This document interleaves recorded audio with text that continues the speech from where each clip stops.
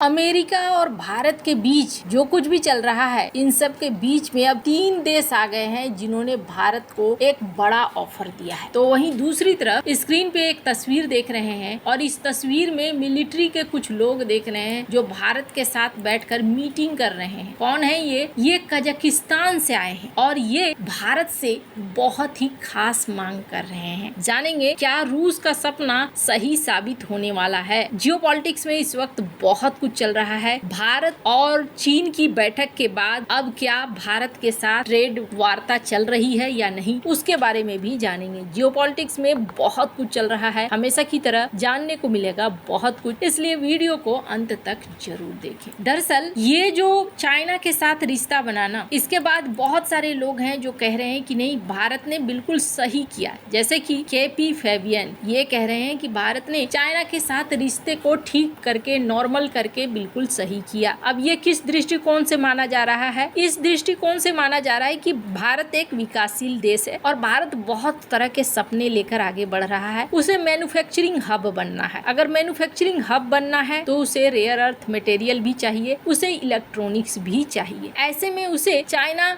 जैसे देशों के साथ दोस्ती भी चाहिए। हालांकि इसका मतलब ये नहीं है कि भारत अमेरिका को छोड़ दे तो सही है, बल्कि अमेरिका भी अगर भारत के साथ समानता वाला व्यवहार करता है, अपने जो आक्रामक रवैया है उसे छोड़कर बात करता है, तो फिर भारत के लिए ये बहुत ही बढ़िया सीन है। विन विन सीन होगा भारत के लिए कि अमेरिका के साथ भी रिश्ते अच्छे रहें, रूस के साथ भी अच्छे रहें और चाइना के साथ भी अच्छे रहें। अब एक उदाहरण देखिए, पीएम मोदी ने हाल ही में एक स्टेटमेंट भी दिया। जब भारत की 7.8% की ग्रोथ रेट की जिक्र हुई तो उन्होंने कहा कि ये शॉर्ट टर्म सिग्नल नहीं है, ये सिग्नल है कि जिस तरीके से इस पूरी दुनिया में अभी इकोनॉमिक तौर पर स्वार्थपन आ गया है, सब अपने अपने बारे में सोच रहे हैं, इन सब के बीच में हमने ये प्रगति करके दिखलाई है। ये छोटा नहीं है और ना ही शॉर्ट टर्म है, ये लॉन्ग टर्म होगा। तो एक अंदाजा लग रहा है कि भारत बड़ा सोच रहा है, छोटा नहीं सोच रहा है और उसी दौर पर निकल रहा है। इसी बीच भारत और अमेरिका की क्या वार्ता पूरी तरीके से रुक गई है, तो इसको लेकर पीयूष गोयल ने एक बयान दिया है। स्क्रीन पर एक आर्टिकल देख रहे हैं जिसमें उन्होंने कहा कि वार्ता चल रही है, लेकिन ये जो वार्ता है ये हम चाहते हैं इक्वल तरीके से हो, एक दूसरे का सम्मान देते हुए हो। ऐसा न हो कि किसी के ऊपर हावी होने की कोशिश की जाए। तो अब इस वार्ता का रिजल्ट कब तक आता है वो देखने वाली बात है। लेकिन एक बात भारत ने साफ कर दी कि ऐसा नहीं है कि अमेरिका के साथ सारे दरवाजे बंद हो गए हैं और हमने अमेरिका से अब बातचीत करना भी बंद कर दिया है। अमेरिका से बात चल रही है। ऐसा लगता है जैसे भारत का दबाव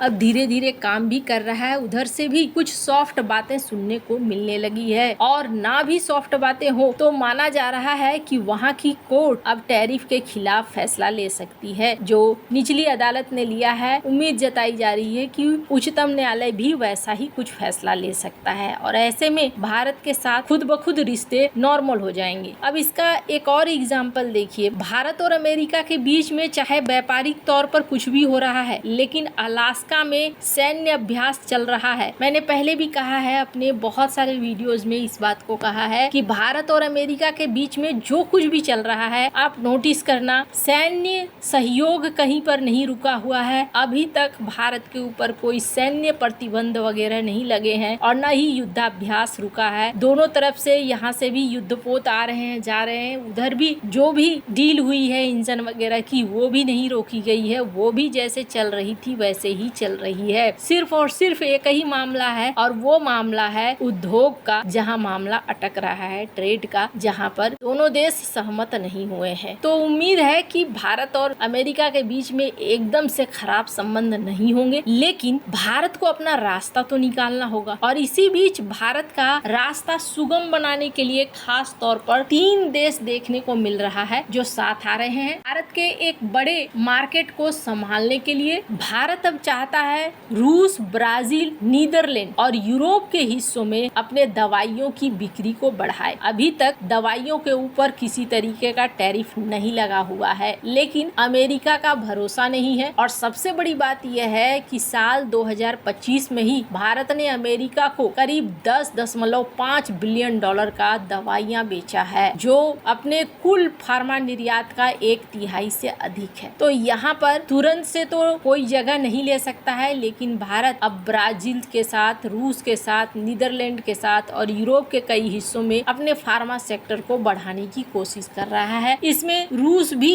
भारत से 577 मिलियन डॉलर का खरीदता है दवाइयाँ। इसके अलावा ब्राजील 778 मिलियन डॉलर का और नीदरलैंड 616 मिलियन डॉलर का। लेकिन सबसे बड़ा बाजार है अमेरिका 10.5 बिलियन डॉलर का। तो दूसरा सबसे बड़ा बाजार है यूके 914 मिलियन डॉलर का। भारत अब धीरे धीरे अलग अलग देशों में अपनी सप्लाई बढ़ाना चाहता है ताकि किसी एक के ऊपर निर्भरता न रहे। भारत ने एक बड़ी गलती की इस मामले में अगर शुरू से भारत ध्यान देता तो किसी एक देश पर निर्भर रहने की जरूरत नहीं होती। वैसे आपको बता दो, ये जो दवाइयों का खजाना है ना, ये भारत को अचानक से हाथ में लगा। अचानक से कैसे हाथ में लगा? 1970-1980 में पेटेंट एक्ट ने प्रोडक्ट पेटेंट को समाप्त कर दिया। अब प्रोडक्ट पेटेंट जब समाप्त हो गया तो भारतीय कंपनियां सन फार्मा, डॉक्टर रेड्डी, इन्होंने कई विदेशी दवाओं की सस्ती जेनरिक्स भारत में बनाना शुरू कर दिया। विदेशों में ये दवाइयां काफी महंगी थी और उसके बाद उछाल आया। भारत ने 2005 में 3.8 बिलियन डॉलर का बेचा था